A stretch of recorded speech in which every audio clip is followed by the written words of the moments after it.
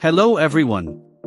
In today's video, I'll show you how to fix Windows Update error 0x80070005 on Windows 11. This error usually appears when Windows does not have the required permissions to install updates, and it can prevent your system from downloading or installing important updates. Don't worry. I'll walk you through two proven solutions step by step. Let's get started.